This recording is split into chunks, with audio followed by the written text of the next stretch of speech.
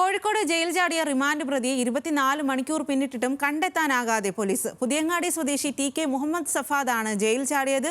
CCTV ദൃശ്യങ്ങൾ കേന്ദ്രീകരിച്ച് അന്വേഷണം ഊർജിതമാക്കി. ദിൽഷ തിലകൻ ചേരുന്നു കോഴിക്കോട് നിന്നും. ദിൽഷ, വിവരങ്ങൾ നൽകാം.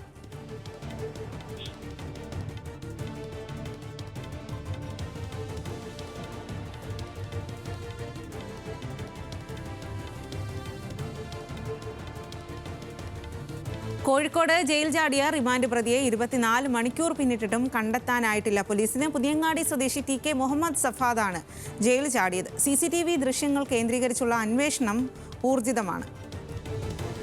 ദിൽഷ തിലകനാണ് ചേരുന്നത്. ദിൽഷ, ഏത് രീതിയിലാണ് അന്വേഷണം നടത്തുന്നത്?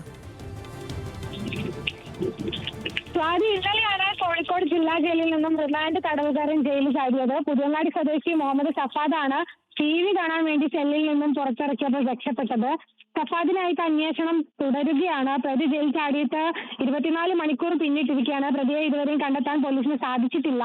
ഈ CCTV ദൃശ്യങ്ങളെല്ലാം തന്നെ കേന്ദ്രീകരിച്ച് അന്വേഷണം ഊർജിതമാക്കിയിരിക്കുകയാണ് പോലീസ്. ഈ ഞായറാഴ്ചകളിലാണ് കോഴിക്കോട് ജില്ലാ ജയിലിൽ സാധാരണയായി തടവുകാർക്ക് ടെലിവിഷൻ കാണാനുള്ള അനുമതി നൽകാറുള്ളത്.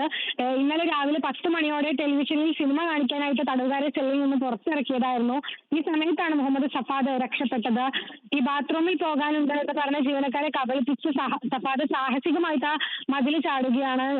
ഒരു മോഷണക്കേസിൽ റിമാൻഡിലായി സഫാദിനെ കഴിഞ്ഞ മാസം 17-നാണ് കോഴിക്കോട് ജില്ലാ ജയിലിൽ കൊണ്ടുവന്നത്. സംഭവത്തിൽ പോലീസ് കേസെടുത്തിട്ടുണ്ട്. അന്വേഷണം ഊർജിതമാക്കിയിട്ടുണ്ട്. ഈ ബസ് സ്റ്റാൻഡുകളിൽ അതുപോലെ റെയിൽവേ സ്റ്റേഷനുകളിലും ഇയാളുടെ സ്വദേശമായ പുതിയങ്ങാടി കേന്ദ്രീകരിച്ചുമെല്ലാം അന്വേഷണം പുരോഗമിക്കുകയാണ്. ശരി ദിൽഷ.